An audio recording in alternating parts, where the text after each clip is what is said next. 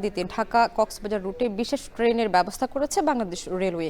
এ নিয়ে বিস্তারিত জানাতে কক্সবাজার থেকে যুক্ত হচ্ছেন সহকর্মী মনতোষ বেদজ্ঞ। মনতোষ, এখন পর্যন্ত কি পরিমাণে রুম বুকিং হয়েছে আর টানা ছুটিতে কি পরিমাণ বাণিজ্যের আশা করছেন ব্যবসায়ীরা?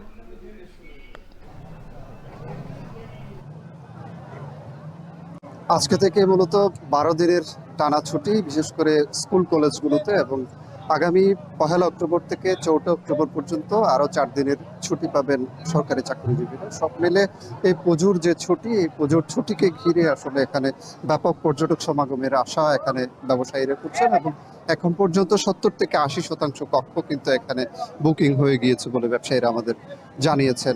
এবং আজকের কথাও যদি বলি, আজকেও ছুটির দিন হিসাবে বিপুল সংখ্যক মানুষ আমরা দেখছি।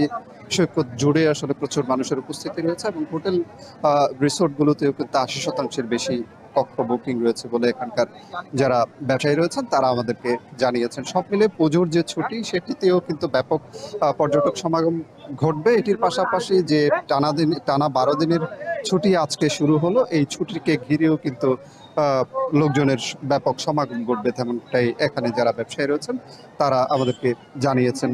সব মিলে আমরা দেখছি যে কক্সবাজারের যে পর্যটন স্পটগুলো রয়েছে, পর্যটন স্পটগুলো ঘিরে যেসব ব্যবসা প্রতিষ্ঠান গড়ে উঠেছে, এর পাশাপাশি এখানে 500 হোটেল রিসোর্ট রয়েছে, গেস্ট হাউস রয়েছে, এর পাশাপাশি এখানে রেস্টুরেন্ট রয়েছে 150-র বেশি। এই সব ব্যবসা প্রতিষ্ঠান জুড়ে আসলে ব্যাপক প্রস্তুতি নেওয়া হয়েছে পর্যটক সমাগমকে কেন্দ্র করে, এবং আগামীকাল যেহেতু পর্যটন দিবস রয়েছে, এই দিবসটিকে ঘিরেও কক্সবাজারের বিভিন্ন হোটেলে কিন্তু কিছুটা ছাড়ের ব্যবস্থা করা হয়েছে। এর পাশাপাশি এখানে সৈকত জুড়ে সাংস্কৃতিক অনুষ্ঠানের আয়োজন করা হয়েছে সৈকতে। সব মিলে যে প্রস্তুতি, সেটি প্রশাসনের পক্ষ থেকেও কিন্তু নেওয়া হয়েছে ব্যবসায়ীদের মতো করে।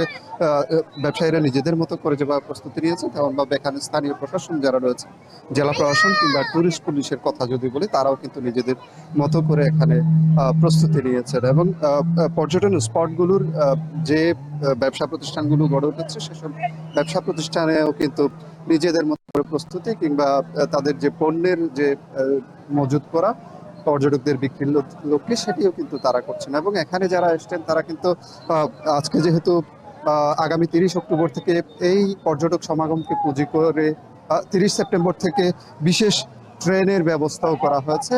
এই যে বিশেষ ট্রেন, এটি 30 সেপ্টেম্বর থেকে 4 অক্টোবর পর্যন্ত এই ট্রেনটি চলবে, যেটি ঢাকা থেকে রাত 10:30টায় ছেড়ে সকালে কক্সবাজারে সকাল 6:30টায় পৌঁছাবে বলে এখানে যারা রেল স্টেশনের দায়িত্বশীল রয়েছেন তারা আমাদেরকে জানিয়েছেন। সব মিলে একটি উৎসব মুখরতা আসলে কক্সবাজারের জন্য অপেক্ষা করছে, সেটি এখানে পর্যটকরা বলছেন, ব্যবসায়ীরা বলছেন। এই ছিল আমার কাছে কক্সবাজার থেকে সবশেষ।